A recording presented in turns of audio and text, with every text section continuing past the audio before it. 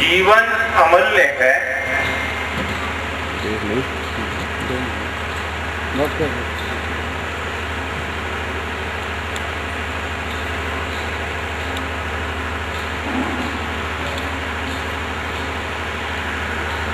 जीवन से बढ़कर के कुछ भी नहीं। जो कुछ भी घटना होता है वह मनुष्य के जीवन में ही घटता है। अच्छा घटे बुरा घटे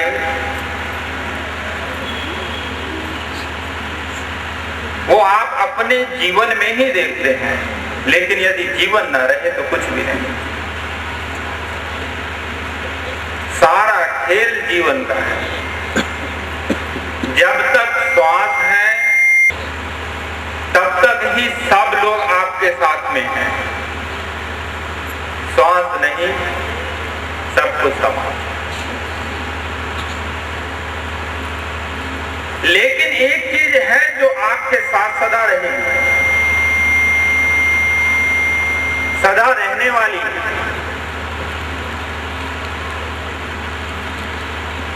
और वह है सद्गुरु और सद्गुरु से प्राप्त मंत्र। सद्गुरु यही लोक नहीं संवारता, पर लोक भी संवार देता। गुरु प्रदत्त मंत्र यही लोक नहीं संवारता, पर लोक भी संवारता।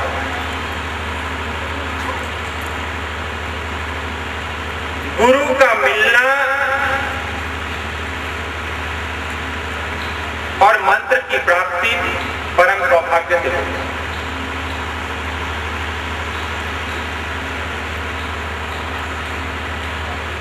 जब हमारे शुभ कर्मों का उदय होता है, ईश्वर की कृपा होती है, परमात्मा की कृपा होती है, श्री हरि की कृपा होती है, तब सद्गुरु मिलते हैं। सहज में सद्गुरु नहीं प्राप्त होता।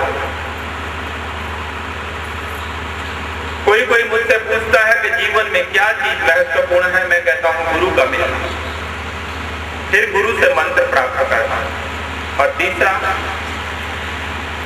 प्रदत्त मंत्र का जप करना।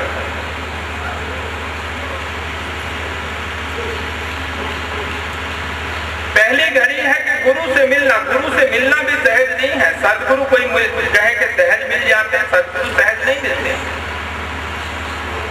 अच्छे कर्मों का जब उदय होता है, शुभ कर्मों का जब उदय होता है, तब सद्गुरु प्राप्त होता है।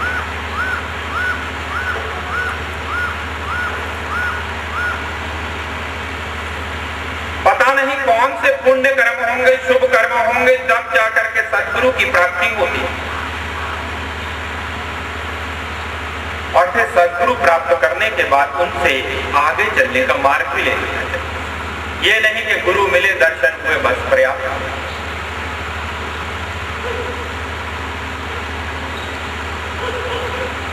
संत फरीद साहब थे, गुरु की महत्ता की एक सूफी संत। गुरु की बड़ी पिपासा थी, गुरु की बड़ी इच्छा थी कि मुझे गुरु की प्राप्ति हो जाए। जब वह गुरु की तलाश में निकले, नवयुवक थे, जवान लड़के थे, कोई 20 साल के लड़के। इच्छा थी कि गुरु की प्राप्ति। बहुत से साधु संत महात्माओं के पास गए, लेकिन एक दिन एक ऐसे फकीर के पास गए जो पेड़ के नीचे बैठे, कंबल ओढ़े हुए। लेकिन फरीद साहब जल्दी मिलते, उनके चरणों में जाकर के बैठे, कहने लगे, गुरुजी महाराज, मुझे सद्गुरु की तलाश है, सद्गुरु को मैं खोजना चाहता हूं, कोई मार्ग बता दो। बहुत जल्दी मिले, सहजता मिली। जब कभी आदमी जल्दी में होता है ना, जो सही चीज भी होता है ना, उसको देख नहीं पाता है। जैसे किसी व्यक्ति को कह दो कि तुम्हारे घर में आग लगी है, रास्ते में क्या क्या हुआ, उससे पूछने लगो तो बता नहीं पाएगा कि क्या क्या हुआ। उसको एक ही चीज ध्यान रहती है कि बस मेरे घर में आग लगी है, मुझे वहां पहुंचना है। ऐसे फरीद साहब को बड़ी जल्दी उनके गुरु मिल जाए, बस कैसे। अब हुआ क्या, उन फकीर से पूछा, गुरु प्राप्ति का मार्ग बता दे। फकीर भी कुछ अजीब स्वभाव के होंगे, उन्होंने कहा कि ठीक है, तुम सद्गुरु उस व्यक्ति को करना जो कोई पेड़ के नीचे बैठा हो, काला कंबल ओढ़ करके बैठा हो, बड़ी बड़ी दाढ़ी को लटक रही है। फकीर जानता था ये मेरा शिष्य है, लेकिन फरीद साहब नहीं जानते थे कि ये मेरे गुरु।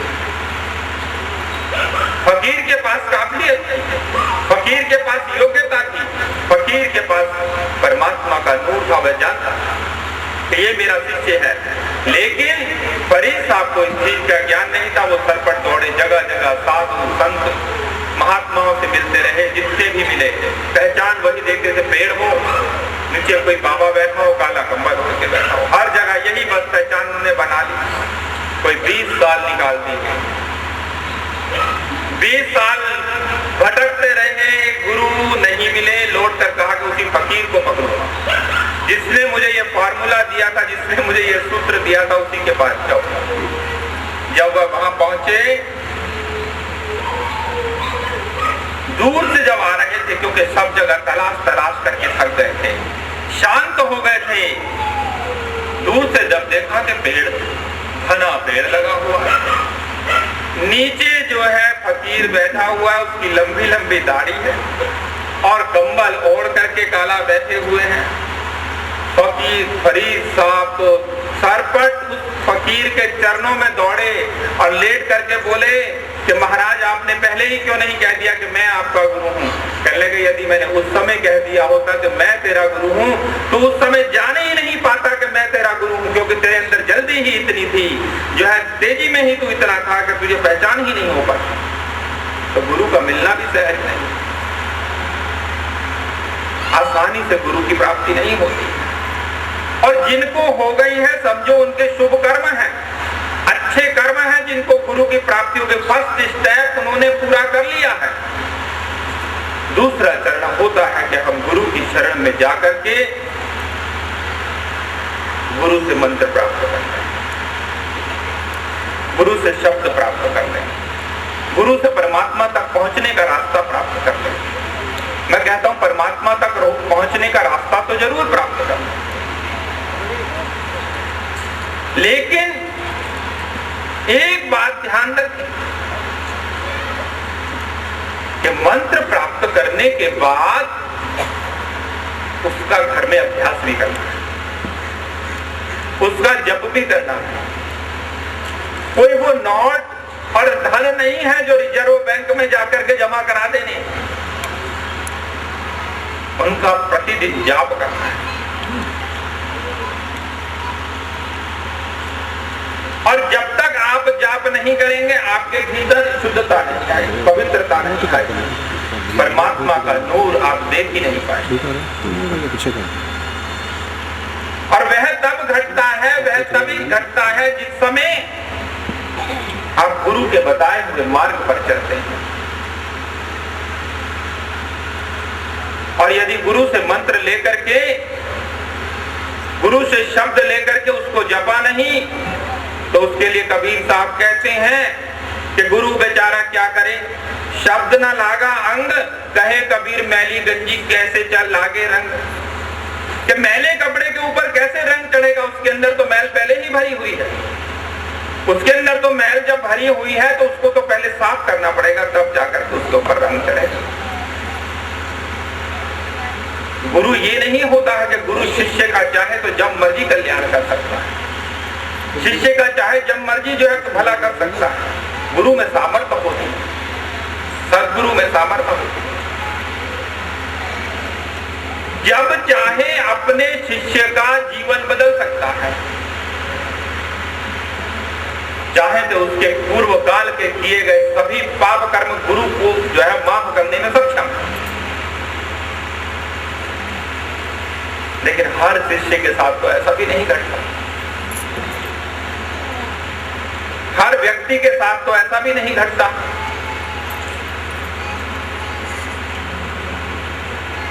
सिखों के 5वें गुरु अर्जुन देव जी महाराज इस धरती पर मौजूद थे।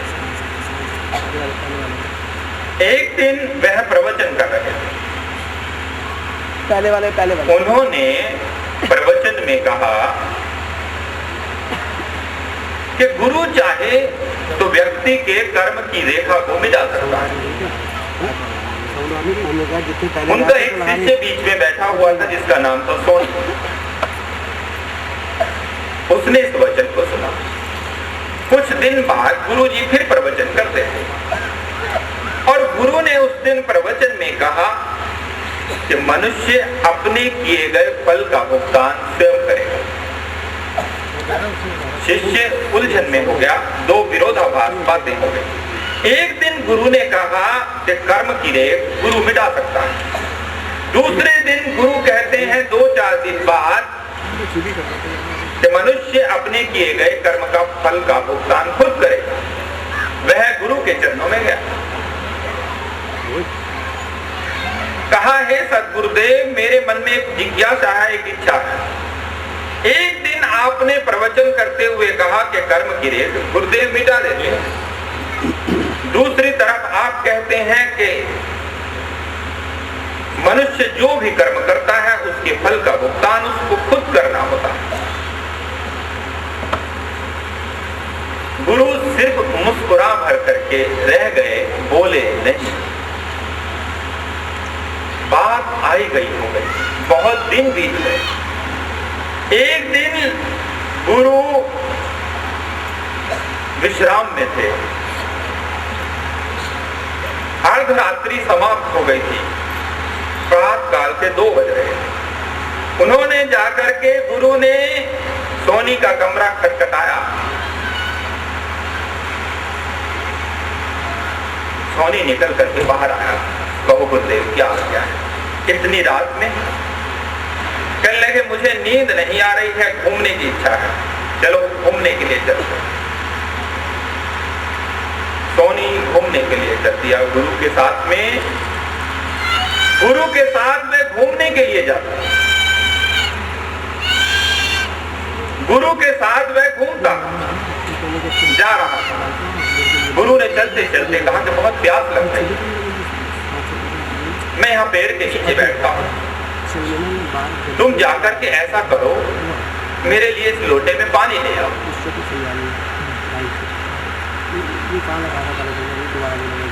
व्यक्ति जो सोनी था वह पानी लेने के लिए जैसे ही वह लोटा जल में डूबा था, इतने में क्या वो देखता है कि 10-12 आदमी आ गए, उसको पकड़ लेते हैं और कहते हैं अरे तू कितने दिन से कहाँ गया था, तू तो ओछनी का पिता, तू भाग करके कहाँ चला गया? पकड़ लिया उसको, पकड़ करके ले गए। उसने कहा नहीं, अरे मैं ओछनी का पिता कहा, मैं तो जो है गुरु अर्जुन देव जी का सेवक हूँ, मैं उनके आश्रम में कार्य करता हूँ, मैं कहा मुझे तुम ले जाओ। नहीं, तू ओछनी का पिता, तेरी शक्ल बिल्कुल वैसी। पकड़ करके ले गए, पकड़ करके उसको ले गए, ले जा करके गांव में ले गए, कहा ये देखिए तेरे बच्चे हैं, ये तेरी पत्नी है, ये सब। हाँ, वो मानने को तैयार नहीं। उसने कहा मैं तो जो है गुरु का सेवक को कहा मुझे बांध के लिया। उसने कहा कि मैं गुरु जी का सेवक हूँ, मुझे छोड़ दो। नहीं कोई माना, उसको बांध करके रख दिया। कहा कि तू मानेगा नहीं, फिर कभी भाग जाएगा, तुझे कमरे में ही रख दे। उसको कमरे के अंदर रख दिया, खाना वहीं मिल रहा है, सब कुछ वहीं मिल रहा है, जाने नहीं दिया। ऐसे कोई 80 वर्ष बीत गए, एक लंबा समय बीत गया। व्यक्ति की मौत हो जाती, व्यक्ति की मौत हो जाती है। उसको फूकने के लिए जो है राम नाम सत्य करते हुए फूकने के लिए क्या होता है, नदी के किनारे लाते हैं, फूक देते हैं, जला देते हैं। क्या देखता है वह कि नीचे उसकी जो है शव जो है उसका जल रहा है, वो शून्य में खड़ा हुआ उसका आत्मा। ऐसे ही उसने देखा, कहा अरे मैं कहाँ आ गया। इतने में जैसे उसने कहा कि अरे मेरी तो मौत हो गई, मेरी तो मृत्यु हो गई, अरे मैं जल के किनारे जो है मुझे जलाया जा रहा है। जैसे ही जल शब्द ध्यान आया, इतने में देखा उसको झटका लगा, उसके हाथ में लोटा था, नदी किनारे बैठा। गुरु पीछे खड़े हुए मुस्कुरा रहे हैं। दौड़ करके तुरंत आया, गुरु के चरणों में गिरा, कहा कि दोनों सवालों का जवाब मिल गया। 80 साल का जो मैंने दुष्कर्म भोगना था, आपने कुछ ही सेकंडों में काट दिया। वो जो देख रहा था वो वहीं बैठा देख रहा था, जैसे तुम स्वप्न देखते हो। स्वप्न में जो कुछ देखते हो सच थोड़ी होता है। गुरु ने उसको दर्शाया कि तुझे ये दुख भोगने थे, तुझे यह कष्ट भोगने थे, लेकिन तू यहाँ आ गया, सारे कष्ट तेरे क्षमा हो गए। तो गुरु की कृपा से ऐसे भी हो जाता है। सदगुरु चाहे तो कुछ भी कर सकते, परमात्मा से जुड़े हुए। और मैं तो कहता हूं कि सदगुरु जो है, कहते पुराने जमाने की कहानी, पुराने जमाने का एक वचन है कि गुरु बनाओ जान के और पानी पियो छान। आजकल तो छानने की कोई बात ही नहीं, घर घर में एक्वागार्ड रखे हुए हैं, पुराने जमाने की बात है। लेकिन गुरु को जानने की जरूरत है। कोई पूछे कि हम जानेंगे कैसे, हम तो खुद ही अधम हैं, हम तो खुद ही पहले गिरे हुए हैं, एक पहुंचे हुए को कैसे जानेंगे। जानने के लिए सिर्फ तुम्हारे पास एक ही तराजू है, और वह है तुम्हारा आत्मा। जहां तुम्हारा आत्मा गवाही दे दे कि ये तुम्हारे सदगुरु हैं, वहीं झुकना, वहीं सरेंडर होना, अन्यथा दूसरी जगह चलते चले। गुरु तो ऐसा कीजिए सब वस्तु लायक होए, यहां दिखावे शब्द में वहां पहुंचावे लोए। यहां शब्द के संसार में वो शब्द के माध्यम से तुझे परमात्मा को जो है दिखाते, उसकी अनुभूति कराते, और वहां उस परलोक में तो पहुंचाएंगे। लेकिन पहले अनुभूति यहां कराते। गुरु की अनुभूति होनी भी, उस परम पिता की अनुभूति होनी भी सहज नहीं होती। इसीलिए मैं कहता हूं कि जो तुमको मंत्र प्राप्त हुआ है, जो शब्द प्राप्त हुआ है, उसका सतत अभ्यास करो। यदि तुम कहते हो कि मैं दुखी हूं, मैं कष्ट में हूं, तो एक बात ध्यान रखना, बीज तुम्हारे ही हुए, बोए बीज बबूल के और आम कहां से खाए। हम जैसा बोते हैं वैसा ही खाते हैं, वैसा ही प्राप्त करते हैं। कोई ऐसा तो नहीं कि चने बो करके गेहूं काटने लग जाता है। और एक बात और है कि फसल तुम आज बोओगे, बीज तुम आज लगाओगे, काटोगे बाद। क्योंकि तुम्हारे दुष्कर्म करने में, पाप कर्म करने में इतना अंतर हो जाता है कि तुम्हें पता ही नहीं लगता। फिर उस समय परमात्मा को, गुरु को दोष देने बैठ जाते हो, ये परमात्मा ये क्या हो रहा है।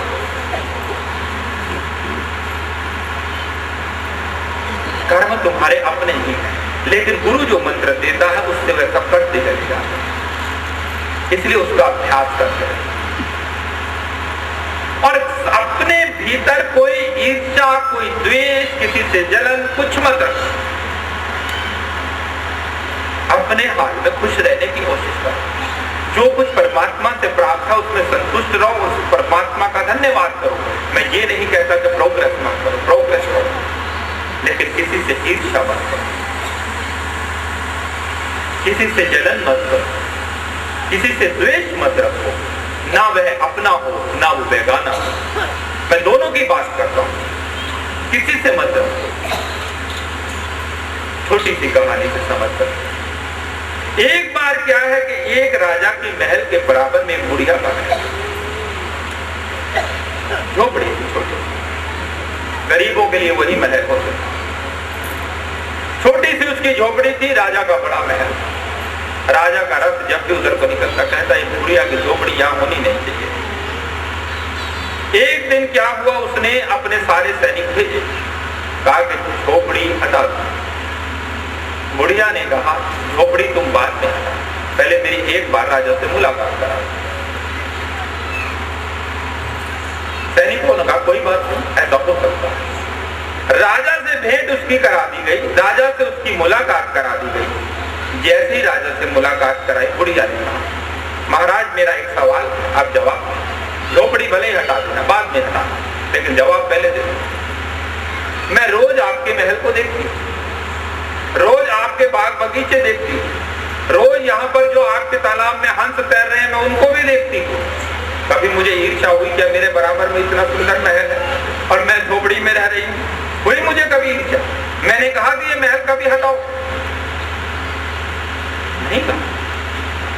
और फिर आप कैसे राजा हैं जिसकी जो प्रजा के ऊपर अन्याय कर रहा है, जो प्रजा से ही जो है ईर्ष्या रख रहा है कि इसको हटाओ, जगह खाली करो। ऐसा काम मत करो।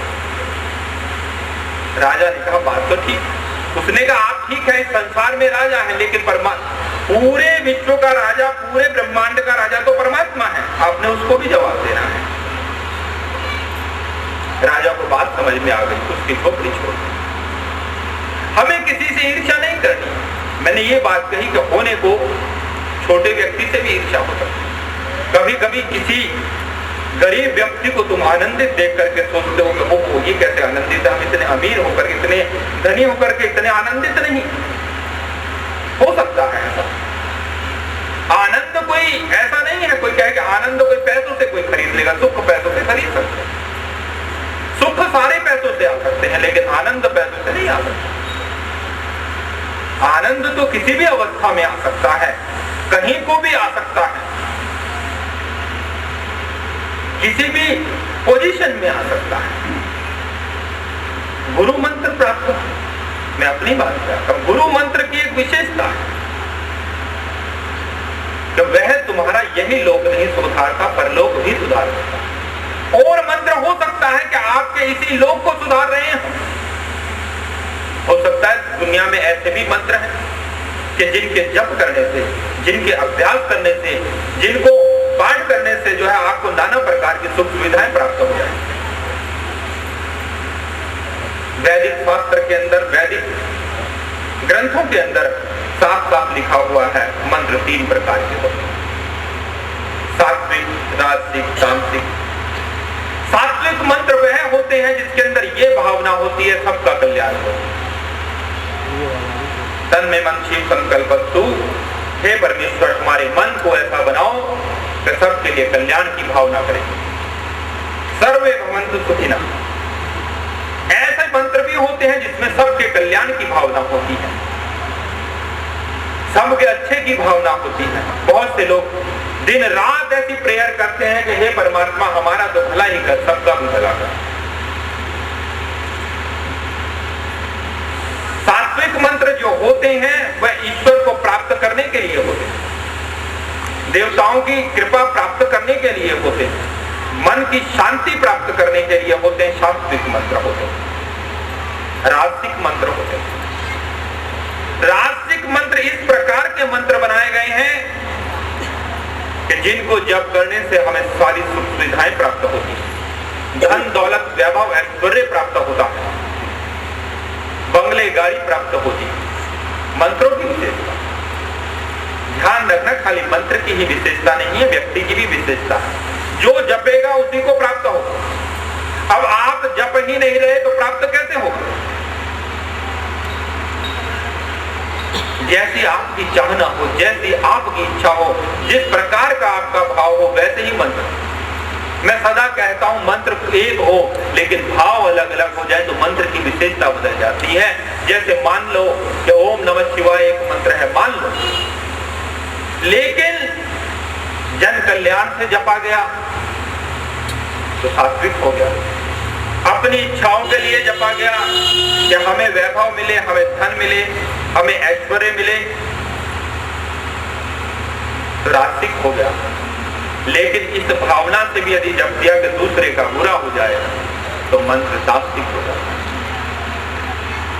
मंत्र एक शक्ति है, मंत्र एक एनर्जी है, मंत्र एक ऊर्जा है, उसको कहीं भी लगा दो तो वैसा ही काम करती है। जैसे बिजली को पंखे से जोड़ दो तो हवा देने लग जाती है, हीटर से जोड़ दो तो गर्मी देने लग जाती है, कूलर में लगा दिया जाए हवा दे रही है, फ्रिज में जोड़ दें तो बर्फ को, पानी को जमा रही है।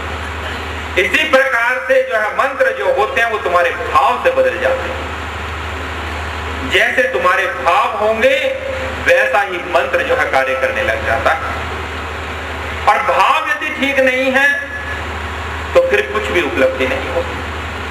और भाव जो आते हैं वो तुम्हारे अन्न से आते हैं, तुम्हारे भोजन से आते हैं। जैसा खाओ अन्न वैसा हो जाए मन। जैसा तुम अन्न खाओगे वैसा मन बनेगा। एक अन्न मान लो जो सबको सता करके जो है कमाया गया है, सबको जो है तंग करके कमाया गया है, तो उससे मन एकाग्र होने वाला नहीं। नानक साहब एक गांव में ठहरे हुए।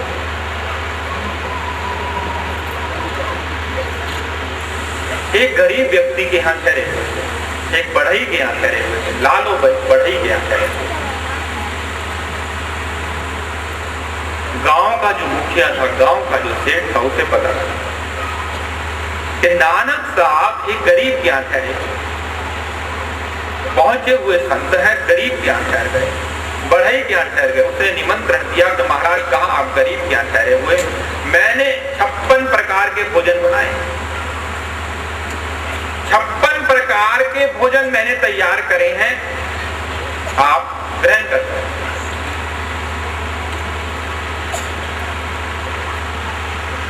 नानक साहब ने कहा, उसके कहने के बावजूद भी नानक साहब उसके यहाँ नहीं गए। उसको बड़ा अजीब लगा कि मैंने भोजन पे आमंत्रित किया, 56 प्रकार के व्यंजन बनाए, तब भी नानक साहब आए नहीं। फिर पूछने गया कि लालो बढ़ई के यहाँ आप भोजन रोज ग्रहण कर रहे हैं, उसकी सूखी रोटी खा रहे हैं, मेरे यहाँ का भोजन क्यों नहीं ग्रहण कर रहे? करेंगे अपने यहाँ का भोजन ले। मैं भोजन लेकर के पहुंचा। जब मैं भोजन लेकर के पहुंचा,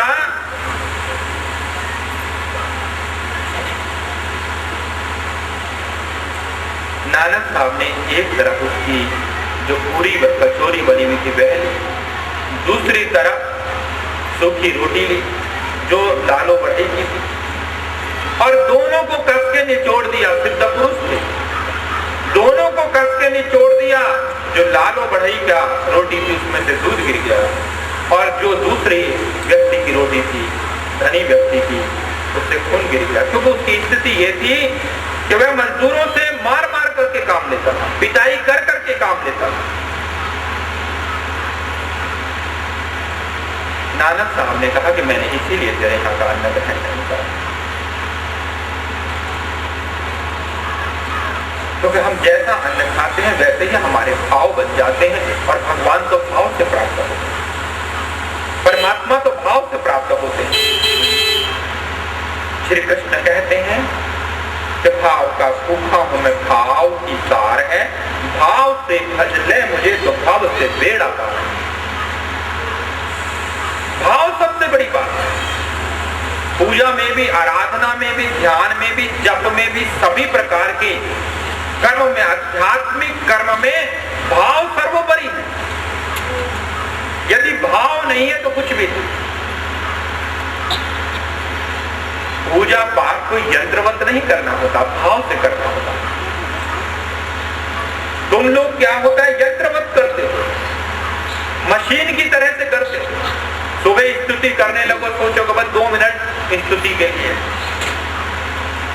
जब भी पढ़ो भाव से पढ़ो। कहीं ऐसा नहीं कहा कि आप जबरदस्ती, किसी ने, परमात्मा ने तो आपको कहा नहीं कि पढ़ो तुम मुझे, मेरी आराधना करो, मेरी स्तुति करो, मेरा जप करो, ऐसा परमात्मा ने नहीं कहा। लेकिन तुम्हारे अच्छे के लिए, तुम्हारे शुभ के लिए परमात्मा की तरफ तुम्हें चलना जरूरी होगा। जो तुमको गुरु से ज्ञान प्राप्त हुआ है, उस पर जो व्यक्ति ठीक ठीक चलता है उसका कल्याण होगा। एक बात मैं और कहता हूं, जिस घर के भीतर सत्संग, कीर्तन, यज्ञ, हवन, पूजा पाठ, धार्मिक चर्चा नहीं होती, वह घर अपवित्र है।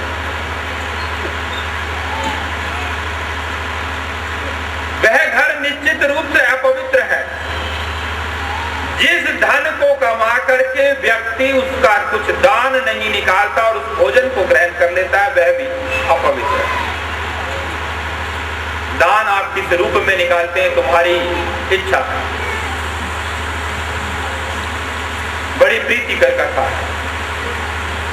और मैं एक बात और कहता हूं कि दान जो है उसकी भी अपनी महत्ता है, वह भी जीवन को सुधार देता है। दान भी तो कई तरह का होता है, कोई विद्या का दान करता, कोई धन का दान करता, कोई भोजन का दान करता, नाना प्रकार का। जिसके पास जैसी सामर्थ्य होती है वो वैसा करता है, जिसके पास जैसी स्थिति होती है वो वैसा करता है। एक बात अपने जीवन में सदा बिठा करके रखो, यदि सुखी होना चाहते हो कि परमात्मा सर्वोपरि, सबसे पहले परमात्मा है। जीवन का शुभ आरंभ, जीवन की दिनचर्या परमात्मा से शुरू करो, नोट गिनने से शुरू मत करो। स्थिति बदल गई है। आधुनिक युग में जो है सुबह उठते ही सोचते हैं कितने नोट कहां से आएंगे, किस तरह से प्राप्त करेंगे। पहला चित्त परमात्मा में होना चाहिए। हमारी वैदिक संस्कृति, हमारी भारतीय संस्कृति कहती है कि परमात्मा को, जिसने परमात्मा को प्रथम मान लिया, सबसे पहले मान लिया, अपने जीवन में उसको सबसे पहला स्थान दे दिया, वही सुखी होगा। एक बात अपने मन में बैठा करके रखना, धन तुम्हारे लिए है, तुम धन के लिए नहीं हो। बहुत व्यक्ति धन के पीछे अपना स्वास्थ्य भी खराब कर देते हैं, रात दिन धन के लिए लगे हुए, और फिर एक दिन जीवन में ऐसा आता है कि धन का इस्तेमाल ही नहीं कर सकते, व्यर्थ हो जाता है धन। गुरु के नजदीक जाकर उनसे आत्मज्ञान लेना चाहिए, गुरु से शब्द लेना चाहिए। और गुरु की महिमा तो अपार है। मैं सदा कहता हूं कि गुरु अपरंपार है। जो चीज गुरु का जो उपदेश है वो तो कई बार सुर नर मुनि को भी प्राप्त नहीं होता। बिन सतगुरु उपदेश सुर नर मुनि निस्तरे नहीं निस्तरे, ब्रह्मा विष्णु महेश और सकल जीव को खोगे। वो कहते हैं कि सतगुरु की जरूरत तो सभी को पड़ती है। राम आए, बुद्ध आए, कृष्ण आए, नानक आए, कबीर आए, सबको गुरु की जरूरत है। बिना सतगुरु के कोई पार नहीं होता। गुरु खेवनहार है, गुरु पार करने वाले हैं। गुरु इस मझधार से तुमको पार उतारने वाले हैं। और सतगुरु वह होते हैं उनकी परमात्मा किसी भी क्षण की भी प्रार्थना करते हैं, कैसे भी प्रार्थना हो उसको स्वीकार करता है। और गुरु से एक बात सदा ध्यान रखना कि गुरु से कोई पर्दा नहीं रखना। कई बार दिक्कत हो जाती है। संत बुल्ले साहब, उन्होंने क्या हुआ, एक गुरु धारण किया जिनको इनायत अली थी। इनायत अली क्या हुआ, जाति से कुछ निम्न थे। गुरु की जाति नहीं देखी जाती, गुरु का ज्ञान देखा जाता है। तो जाति से वो निम्न थे। एक बार वे बहुत बड़ा प्रोग्राम कर रहे थे, फंक्शन कर रहे थे। सोचा कि गुरु को इनवाइट करूंगा।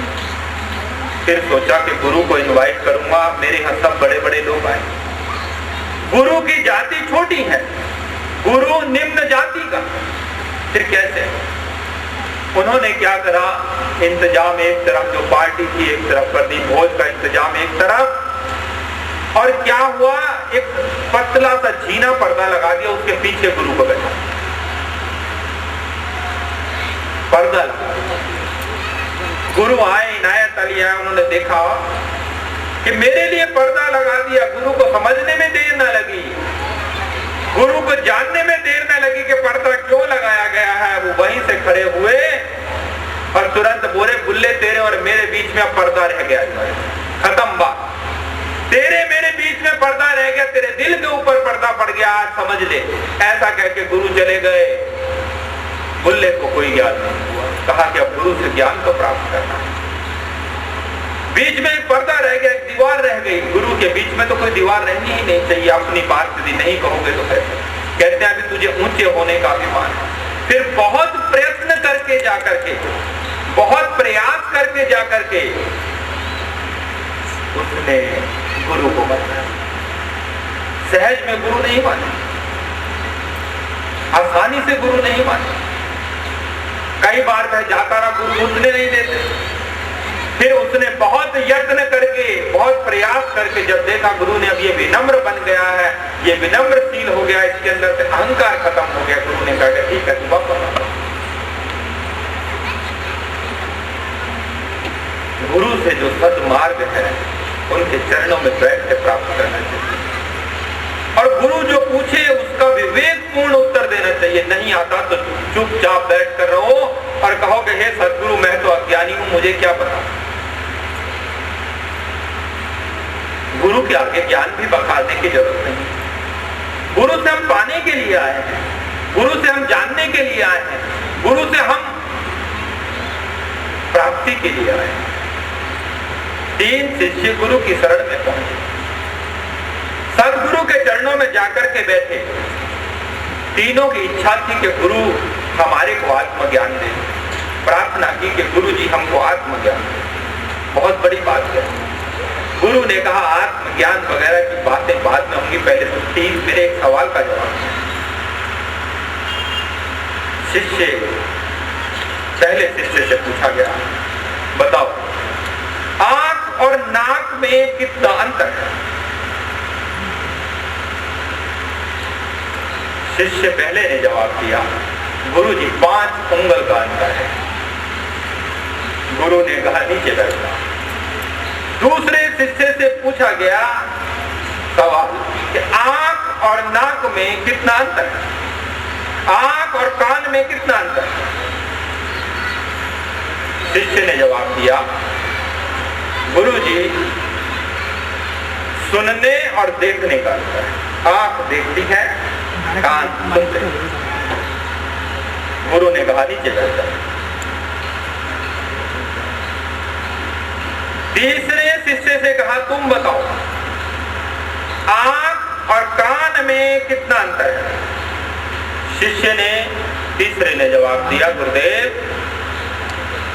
आंखें लौकिक जगत को देखती हैं, कान परमार्थ की बातें भी सुन सकते हैं जो आंखें नहीं कर सकती।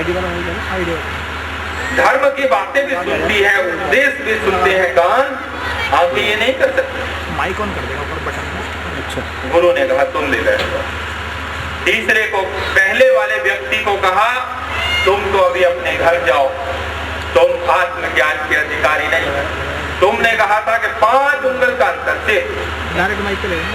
दूसरे को कहा कि तुमने कहा आंखें देखती हैं, कान सुनते हैं, तो तुम्हारे लिए उपदेश हुआ, तुम उपासना करो, उसको उपासना की विधि बता।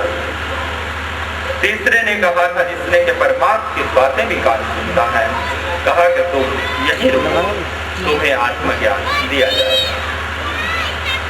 तो शिष्य की जो परख होती है वो इस तरह से हो जाती है, गुरु परख। कोई ये नहीं होता कि गुरु शिष्य की परीक्षा नहीं लेते, बार बार परखते हैं उसको। तुम बाजार में जाते हो, सामान जो है टोटोल करके लेते हो, गुरु शिष्य ऐसे ही करते। और अपना अमूल्य ज्ञान, आत्मज्ञान, अपना अमूल्य आत्मज्ञान ऐसे ही दे दे, ये कैसी बात? गुरु बार बार परखते हैं। नानक साहब ने अपने शिष्यों की, जो परम शिष्य था उसकी तो बार बार परीक्षा की। एक दिन सदगुरु नानक साहब बैठे हुए थे, बरसात हो रही थी, बारिश हो रही थी तेज।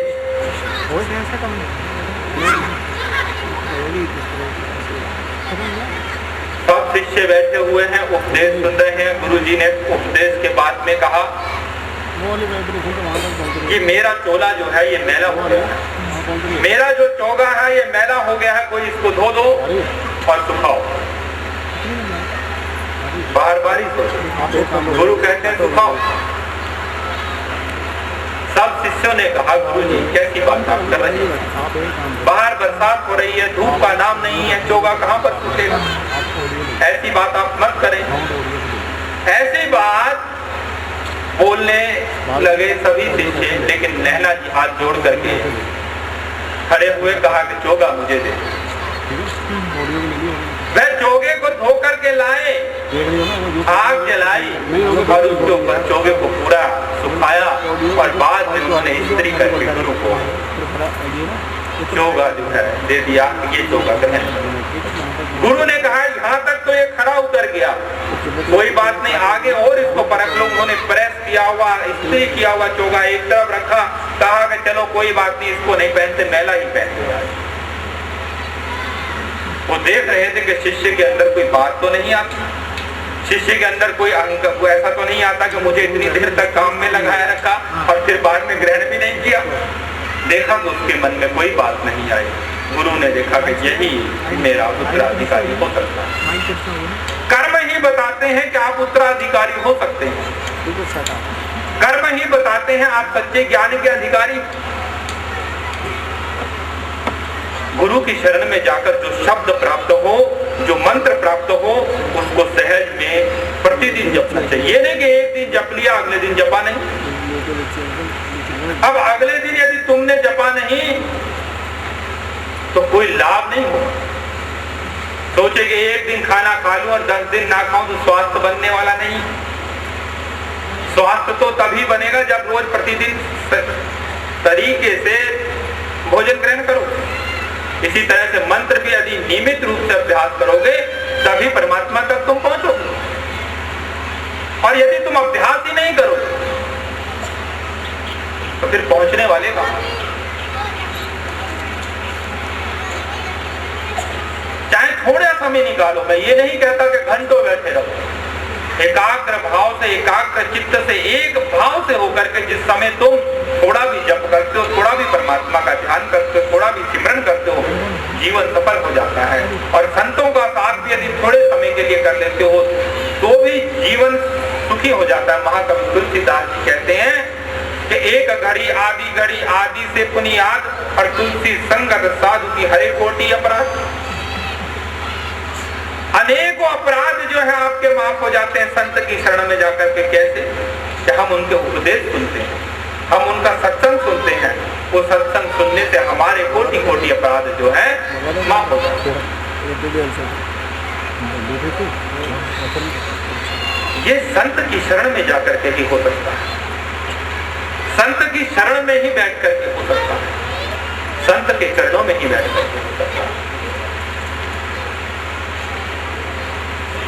संत जो है यहाँ इस संसार में परमात्मा का मार्गदर्शक है, परमात्मा की तरफ ले जाने वाला। यूं तो सच्चा गुरु परमात्मा ही होता है, लेकिन इस संसार में जो है परमात्मा अपना नूर भेज देता है, अपनी ज्योति भेज देता है। वो सैकड़ों हजारों लोगों का मार्गदर्शन करती है और उनको सत्पथ पर ले जाती है, पथ प्रकाश पर। और जो पथ प्रकाश जो उनके चरणों में जाकर के सद ज्ञान प्राप्त कर लेता है उसका जीवन सफल हो जाता है। बहुत से लोग क्या होता है, कई बार चले तो जाते हैं गुरु की शरण में, कोई कुछ कहने लग जाता है तो उससे विचलित हो जाते हैं। गुरु के चरणों में जब जाओ तो दृढ़ता से फिर पक्के होकर के जुड़े रहो। एक बार संत कबीर से किसी ने पूछ लिया कि महाराज जी रोज रोज सत्संग सुनना क्यों जरूरी है? कहने लगे इसका जवाब देंगे। वो एक बड़ी सी लोहे की कील ले आए। लोहे की कील ले आए और एक हथौड़ा ले आए। कहने लगे इसको ठोको। ठोका एक बार, कहते अब निकाल के दिखाओ। आराम से निकल गया। फिर उन्होंने इस कील को कहा कि इसको लगाओ, दोबारा ठोको। दोबारा ठोका, दो तीन बार ठोकना, फिर ठोका, फिर निकल गया। बार बार ऐसे करने पर भी कील निकलता रहा। संत कबीर ने बाद में कहा कि अब इसको ठोक कर बिल्कुल जमीन से चिपका। जमीन से चिपकाने के बाद कहा अब इसको हाथ से निकाल के दिखाओ।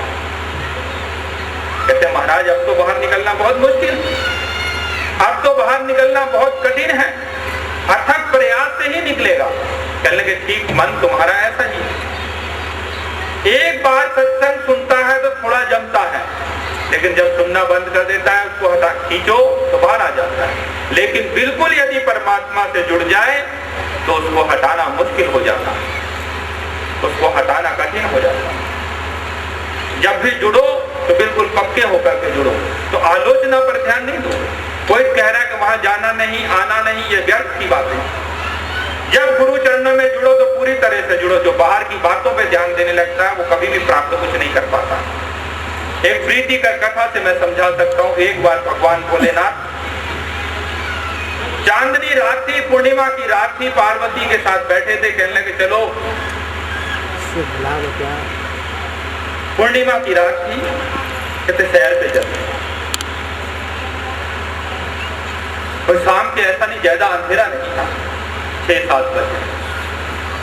सैर पे दोनों चल दिए, सैर के ऊपर जा रहे हैं, टहलते हुए जा रहे हैं। पार्वती और शिव दोनों नंदी जी पे सवार हैं, एक गांव से निकल रहे हैं। गांव के लोग अपने सारे काम निपटा करके वापस आ रहे हैं। देख के कहते हैं बड़े अजीब व्यक्ति हैं ये दोनों, बेचारा देखो मरियल सा बैल है, दोनों ऊपर बैठे हुए जा रहे हैं। बैल का किसी को ख्याल ही नहीं है, बैल का किसी को विचार ही नहीं है, बैल पिस रहा है बेचारा। शंकर जी ने कहा कि ऐसा है, मैं उतर जाता हूँ, तुम बैठी रहो ऊपर। पार्वती से बोले कि तुम ऊपर बैठी रहो, मैं उतर जाता हूँ, दुनिया देखो क्या क्या बातें बना रही है। पार्वती ऊपर बैठी हुई जा रही है, शंकर जी अब पैदल जा रहे हैं। पार्वती नंदी जी पर बैठी हुई है, लोग अब भी आ रहे हैं, सामने से लोग आ रहे हैं। लोग बोले कहने के देखो एक ऐसी पत्नी है, अपने आप बैल के ऊपर बैठी हुई है, पति को पैदल चला रखा। पति को पैदल चला रखा है, ऐसी स्थिति कर रखी है। पार्वती बोली, भगवती पार्वती कि आप ऊपर आ जाओ, मैं पैदल चलती हूँ। अब शिव जी बैठे हुए जा रहे हैं, नंदी जी पर बैठे हुए जा रहे हैं। नंदी जी पर जब बैठे हुए जा रहे हैं, पार्वती पैदल जा रही है, गांव के लोग अब भी आ रहे हैं। वे बोले देखो ये कैसा व्यक्ति है, पहचान कोई नहीं रहा। कहते देखो ये कैसा व्यक्ति है, अपने आप ऊपर मजे से बैठा हुआ जा रहा है, अपनी बेचारी पत्नी को पैदल चला रखा। अब दोनों परेशान होकर नीचे उतर गए। नंदी जी को मजाक सूझ गई, भगवान से मजाक सूझ गई नंदी जी को। चलने के महाराज दुनिया तो कुछ ना कुछ बोलती रहेगी, अब ऐसा करो आप दोनों मुझे उठा लो, अब आप दोनों मुझे उठा लो। जैसे ही नंदी जी ने ये बोला कि आप दोनों मुझे उठा लो, एकदम से शिव को समझ आ गया। दोनों शिव पार्वती फिर नंदी जी के ऊपर बैठे और मस्ती में चले अपने कर्म के ओर। दुनिया तो कहती रहेगी तुम जो भी कुछ करोगे उसके अंदर कोई ना कोई मीन मेघ निकालती ही रहेगी, उसका काम है। कहते हैं कि तलवार जो है एक धार से काटती है, तो दुनिया की जबान जो है दो तरफ से काटती है। अच्छा करोगे तो भी, बुरा करोगे तो भी, कुछ भी करोगे उसमें कमियां उसका निकालना काम है। इसलिए जब भी अपने आप को परमात्मा से जोड़ना, ईश्वर से जोड़ना, बिल्कुल लगा करके अपने चित्त को वहीं पकड़ना। और जो शिष्य गुरु की शरण में जाकर के उनसे सद ज्ञान प्राप्त कर लेता है, परम ज्ञान प्राप्त कर लेता है, उसका जीवन सफल हो जाता है। उसके भीतर की इच्छाएं समाप्त हो जाती हैं, चाह खत्म हो जाती है। मैंने ये नहीं कहा कि कर्म करना छोड़ देता, चाह खत्म हो जाती है, क्योंकि भीतर बादशाही आ जाती है, भीतर मालिकियत आ जाती है। अभी क्या है कि तुम मन के गुलाम हो, फिर मन तुम्हारा गुलाम होता है। जिस समय तुम सिमरन करते चले जाते हो, फिर मन तुम्हारा गुलाम होता है। चाह गई चिंता मिटी मनुआ बेपरवाह, जिनको कुछ ना चाहिए वो चाहन के चाह। ये स्थिति तब आती है जब हम ध्यान करते हुए, जप करते हुए, जप करते हुए बिल्कुल निर्विचार हो जाए। निर्विचार होना सबसे बड़ी कला, कोई विचार ना हो, हमारे भीतर सिर्फ एक शब्द हो, परमात्मा का नाम हो, उसके अतिरिक्त कोई विचार नहीं। जिसके भीतर एक भाव होता है, एक विचार होता है, वह परमात्मा तक पहुंचता है। वह व्यक्ति नहीं पहुंचता जिसके बीच में नाना प्रकार के विचार होते हैं। जिस व्यक्ति के पूजा पाठ के अंदर भी जो बोलता रहता है, उसकी पूजा पाठ अपवित्र हो जाती है। जिस तरह से दक्षिणा ना देने से यज्ञ निष्फल हो जाता है, व्रत निष्फल हो जाता है, उसी प्रकार से पूजा के भीतर व्यक्ति बैठा हुआ बोलता रहे तो उसकी पूजा निष्फल हो जाती है, उसका ध्यान निष्फल हो जाता है, उसका कर्म निष्फल हो जाता है। जिस समय परमात्मा के लिए जो समय दें, तो वहां पर जो है तुम्हारा भाव एक भाव होना चाहिए। वहां पर ये नहीं तुम्हारे भीतर नाना प्रकार के जो है विचार आते रहे, अपने बच्चों को कहने अभी ये काम कर लो फिर माला शुरू हो गई, फिर ये काम कर लो फिर माला शुरू हो गई। ऐसा नहीं होता, ये जप नहीं होता। और मैं तो कहता हूं चलो ये तो तुम मुख से बोल रहे हो, लेकिन यदि तुम मन में भी घूम रहे हो तो वो भी कोई बात नहीं है। तो माला तो कर में फिरे जीव फिरे मुखमाई, और मनवा तो दस दिशा फिरे, ये तो सिमरन नहीं। तो मन तो जगह जगह घूम रहा है, मन में विचार आ रहे हैं कि हमारे को रसगुल्ले प्राप्त हो जाए, जब भी जा रही है हमारा मन में विचार आ रहे हैं कि मोटर बंगले कार ये सब प्राप्त हो जाए, नाम भगवान का लिया जा रहा है। तो भाव जहां जाएगा वहां फल तो वहां के हिसाब से मिलता है। एक बात सदा ध्यान रखना, भाव जहां जाएगा फल उसके हिसाब से मिलता है। यदि रोज तुम्हारा कोई एक भाव रहने लगे तो वही फल मिलने लग जाए। परमात्मा मिले या ना मिले इसकी गारंटी मैं नहीं देता, लेकिन उस भाव जो होगा उसका फल जरूर मिल जाएगा। ये विज्ञान है, मंत्र का विज्ञान है ये, कि जो विचार आपके भीतर जप करते हुए होंगे, एक विचार जो होगा वह पूर्ण होगा। नाना प्रकार के विचार पूर्ण नहीं होते, और साधकों के और सिद्धों के तो अपने आप ही पूरे होते रहते हैं, उनको कोई पूरा करवाने की जरूरत नहीं पड़ती, परमात्मा से प्रार्थना भी नहीं करनी पड़ती, उनकी तो परमात्मा खुद सुनता है। संत रबिया एक मुस्लिम संत बैठे हुए, एक दिन क्या हुआ, उनकी एक सेविका खाना बना रही थी। खाना बनाते हुए क्या हुआ, एक प्याज भोजन के अंदर कम पड़ गई। दाल बना रही थी, प्याज नहीं थी, क्योंकि रबिया ने कभी धन की चाह नहीं करी, इच्छा नहीं करी। चाहती तो सब कुछ हो सकता था, लेकिन कभी इच्छा नहीं करी। लेकिन उस दिन क्या हुआ कि प्याज कम थी ही नहीं। सेविका ने आकर के कहा कि माता जी प्याज नहीं है। उन्होंने कहा कि बिना प्याज के दाल बना लो, हम हैं, संत लोग हैं, महात्मा लोग हैं, हमें क्या मतलब जो है इन चीजों से, हो ना हो जो कुछ है उसी में संतोष रखो। ये तो गृहस्थियों के लक्षण है, प्याज भी हो, लहसुन भी हो, ये भी हो, वो भी हो, जैसा मिल रहा वैसा खाओ। सेविका ने फिर निवेदन किया कि गुरुजी नहीं मिल जाता तो ज्यादा अच्छा। शिष्य बार बार कहती रही, शिष्या, गुरु ने कहा कि ठीक है, जैसे मालिक की इच्छा, मुझे को लेना। परमात्मा को जो है, ईश्वर को जो है, उसके ऊपर रहम आ गया, कृपा आ गई। उसने क्या करा कि एक चील जो उड़ रही थी, एक सब्जी बेचने वाला जो बेच रहा था, उसकी दुकान से मुंह में प्याज उठाई और रबिया की रसोई में गिरा। रबिया उसी समय बोली, देख तूने प्याज की इच्छा की थी ना, परमात्मा का फरिश्ता जो है प्याज गिरा गया। क्यों इस तरह की छोटी छोटी इच्छाएं करती हो? भगवान से भगवान को मांगो। मैं सदा एक बात कहता हूं कि कोई कहता कि परमात्मा से क्या मांगना चाहिए, मैं कहता हूं परमात्मा से परमात्मा को मांगना चाहिए। छोटी मोटी चीजें नहीं मांगनी चाहिए, या परमात्मा की कृपा मांगनी चाहिए। और जिस दिन तुम परमात्मा की कृपा मांग लोगे, तुम्हारा जीवन सुखी। रोज प्रार्थना में कहोगे, हे परमेश्वर, हे परमात्मा, हमें तुम्हारी कृपा चाहिए, या आपसे बस तुम्हारे सब काम अपने आप होंगे।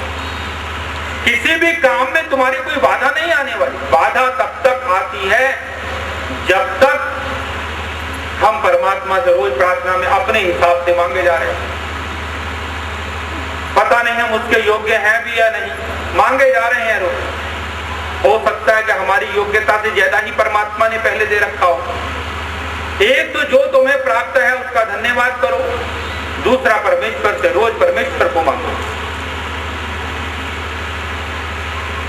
परमेश्वर से जिस दिन तुम परमेश्वर को मांगने लग जाओगे, तुम्हारा जीवन सुधर जाएगा। और उपासना करते हुए एक चित्त होकर के रहना चाहिए। गुरु से बार बार प्रार्थना करके उनसे सद्मार्ग प्राप्त करना चाहिए। गुरु नहीं भी दे तो किसी भी यत्न से प्राप्त करना चाहिए।